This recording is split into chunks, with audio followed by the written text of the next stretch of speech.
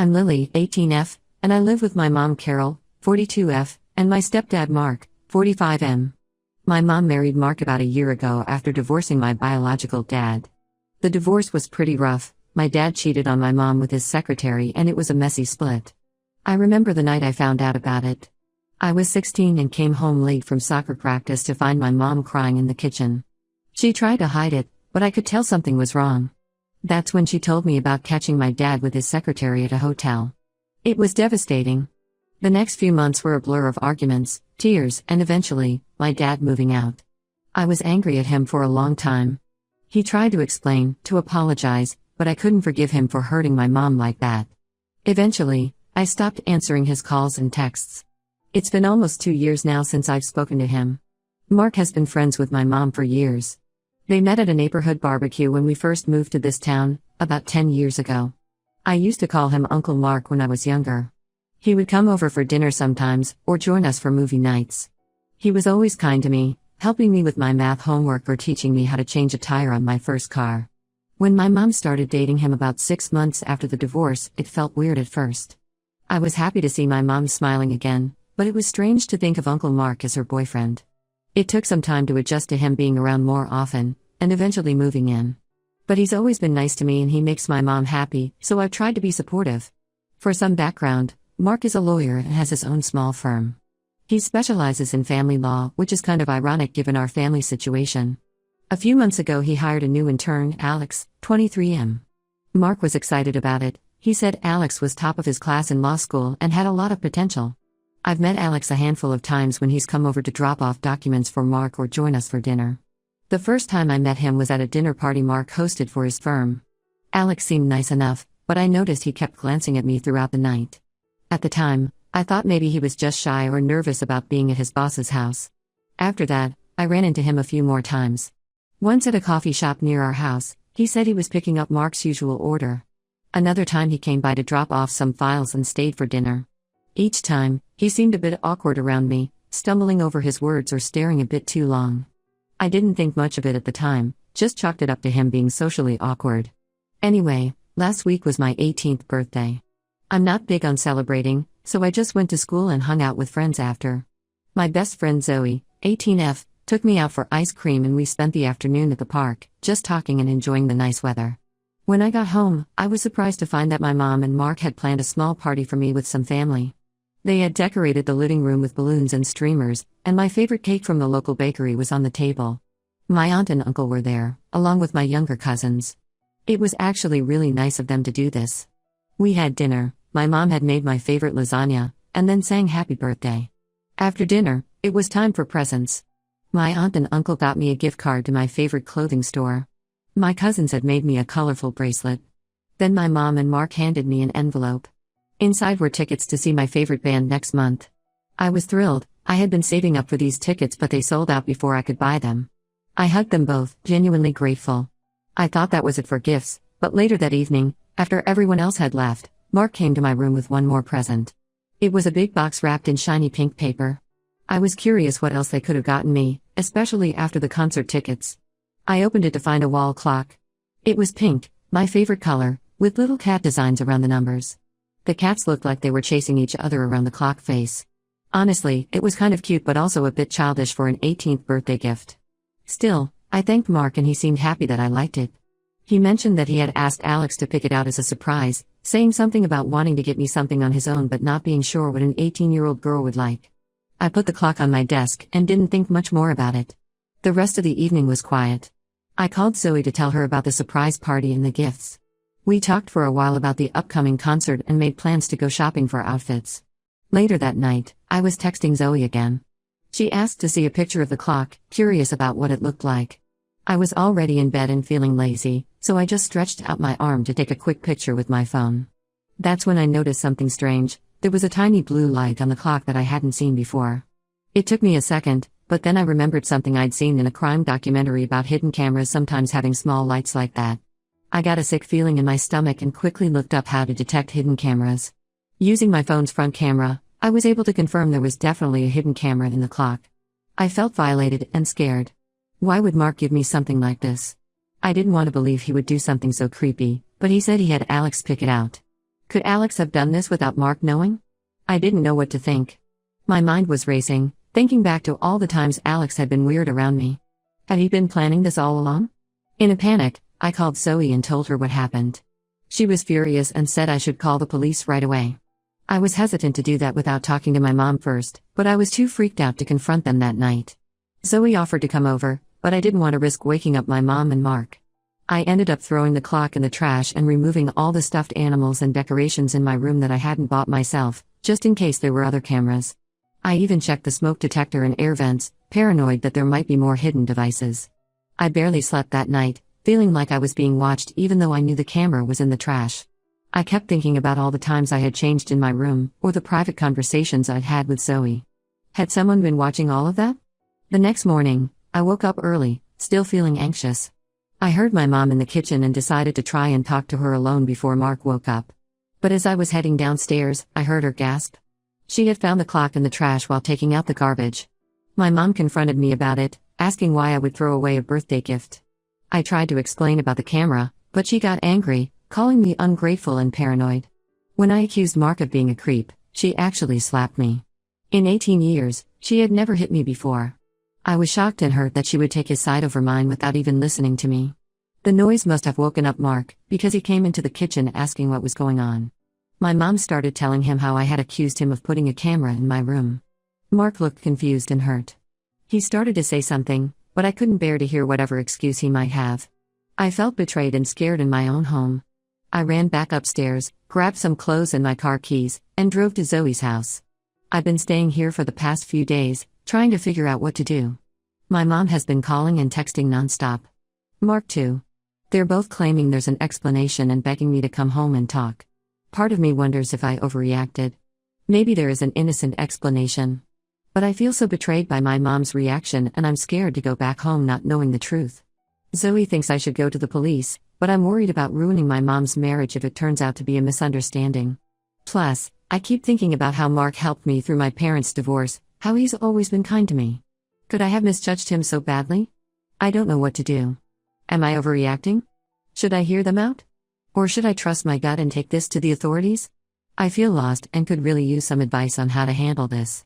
I can't stay at Zoe's forever, but I'm terrified of going back home.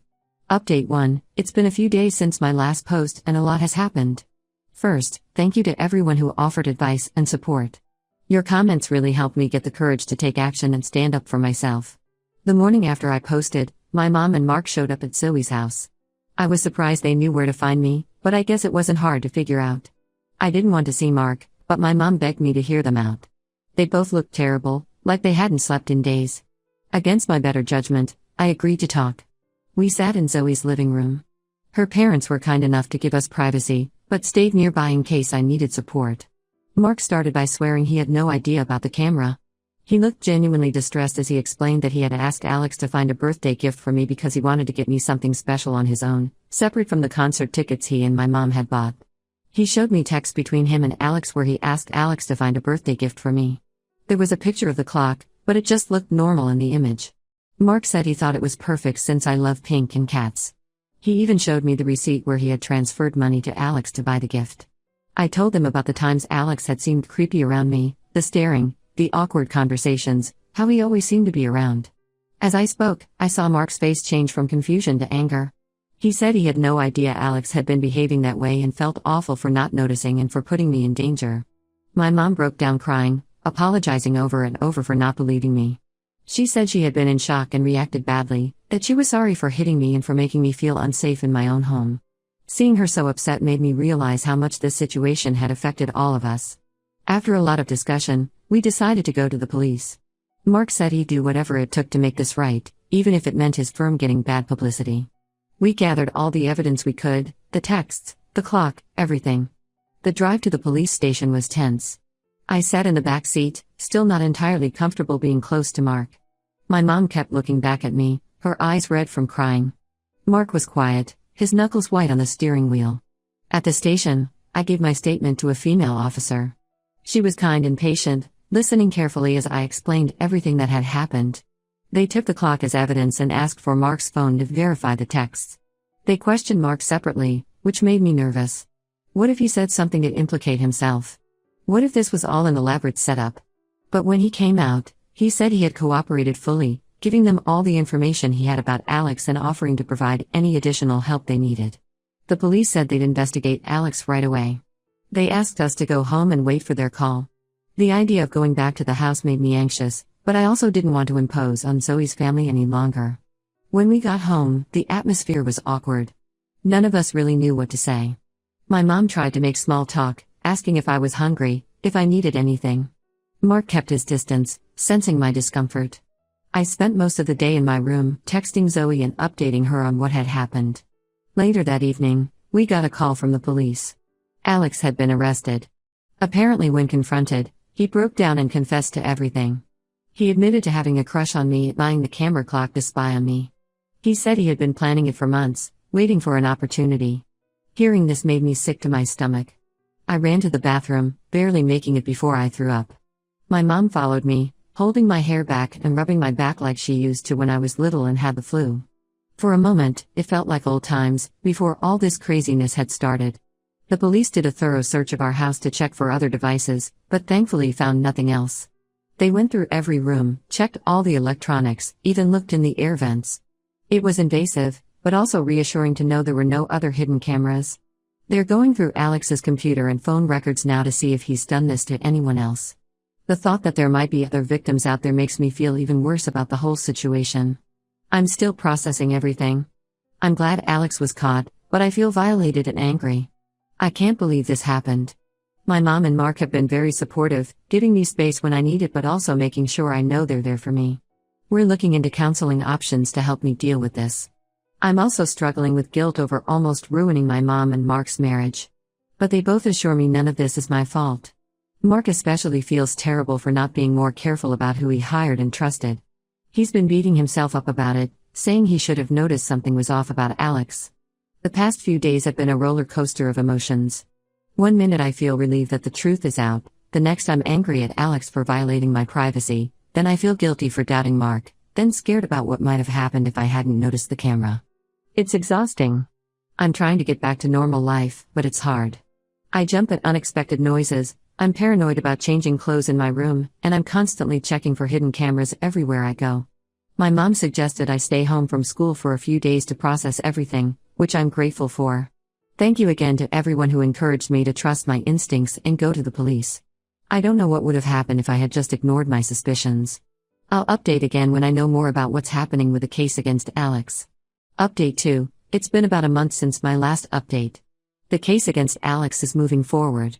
He's been formally charged with several crimes related to invasion of privacy and voyeurism. Because I had just turned 18, they couldn't charge him with anything related to minors, even though he admitted to having inappropriate feelings for me when I was 17. The investigation uncovered some disturbing things. Alex had been following all my social media accounts using fake profiles. He had saved hundreds of my photos, not just public ones but also ones I had only shared with friends. The police also found evidence that he had researched other types of hidden cameras and tracking devices. It's chilling to think what might have happened if I hadn't noticed that tiny light on the clock. The detectives interviewed some of Alex's former classmates and coworkers. Apparently, he had a history of obsessive behavior towards women, but nothing that had ever escalated to this level before. A few girls from his college said he would often stare at them or try to insert himself into their friend groups, but they had just thought he was socially awkward. Mark's law firm has taken a hit from all this. He's lost a few clients who were uncomfortable with the scandal. Some people in town have been gossiping, wondering if Mark was somehow involved. He says he doesn't care about the business impact, that my safety is more important, but I can tell it's stressing him out. He's implemented much stricter background checks for all employees and interns now. My mom and I are slowly rebuilding our relationship. I'm still hurt by how quickly she sided with Mark over me, but I understand she was in shock. We're in family counseling to work through everything. It's helping, but it's a slow process. There are still moments when I flinch if she moves too quickly near me, remembering the slap. She notices and it makes her cry every time. School has been tough. Someone leaked the story to the local news, and even though they didn't use my name, everyone figured out it was me. Some people have been supportive, but others whisper and stare when I walk by. A few girls I thought were my friends have been avoiding me, like what happened to me is somehow contagious. I'm trying to move forward with my life. I deleted all my old social media accounts and started fresh with much stricter privacy settings. I'm still jumpy and paranoid sometimes, especially in my room, but it's getting better. I've rearranged my furniture and redecorated a bit, trying to make the space feel like mine again. I'm heading to college in the fall and looking forward to a fresh start. I've decided to go to a school in another state, partly to get away from all the gossip and stares. My mom is sad about me going so far, but she understands my need for a new beginning. The hardest part has been dealing with the feeling of betrayal. Not just from Alex, who I barely knew, but from the adults I trusted. Even though Mark wasn't involved, I can't help feeling angry that he brought Alex into our lives. And my mom's initial reaction still hurts. I'm working on forgiveness, but it's not easy. My dad found out about what happened through the grapevine. He's been trying to reach out, saying he wants to support me through this. Part of me wants to let him in, to have my dad comfort me like when I was little. But another part is still angry about the affair and how he abandoned us. I haven't decided yet if I'll respond to his messages. I've been spending a lot of time with Zoe. She's been my rock through all of this, always there to listen when I need to vent or just sit with me in silence when I don't want to talk. We've been planning our dorm decor for college, focusing on the future instead of dwelling on what happened. The prosecutors have offered Alex a plea deal. They say it's a strong case but want to spare me the stress of a trial.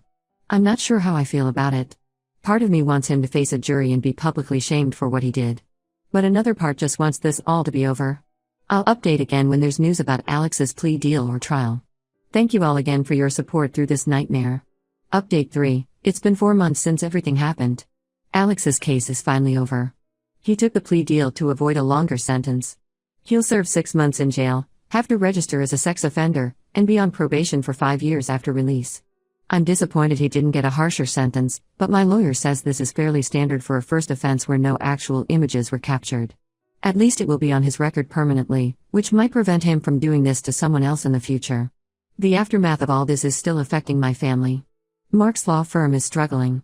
He's had to let go of a few employees and take on more work himself. I feel guilty about this sometimes, even though I know it's not my fault. My mom has been supportive of Mark, picking up extra shifts at her job to help with our finances. I'm mostly focused on moving forward now. I started college last month and I'm slowly adjusting to my new life. Being away from home has actually helped me feel safer and more independent. My roommate doesn't know about what happened, and it's nice to just be a normal college student in her eyes. I've joined a support group for survivors of stalking and privacy violations. It's been helpful to talk to others who understand what I've been through. Some of their stories are even worse than mine, which puts things in perspective. My relationship with my mom and Mark is still complicated. We talk regularly and they're trying hard to rebuild trust, but there's still tension. I find myself getting irritated with them easily, then feeling guilty about it. I'm not sure our family will ever be the same, but we're working on it. I did end up responding to my dad's messages. We've had a few phone calls. It's awkward and there's a lot of hurt there, but it's also been nice to have his support. He's talked about coming to visit me at college, but I'm not sure I'm ready for that yet. Zoe and I are at different colleges now, but we still talk almost every day. She's been amazing through all of this, always there when I need her. I don't know what I would have done without her support. This whole experience has changed me. I'm more cautious, more aware of my surroundings. But I'm also stronger. I stood up for myself, trusted my instincts, and got through something terrible. I still have bad days where I feel angry or scared or sad about what happened. But I'm learning to cope with those feelings. I'm focusing on my studies, making new friends, and trying new things. Slowly but surely, I'm reclaiming my life.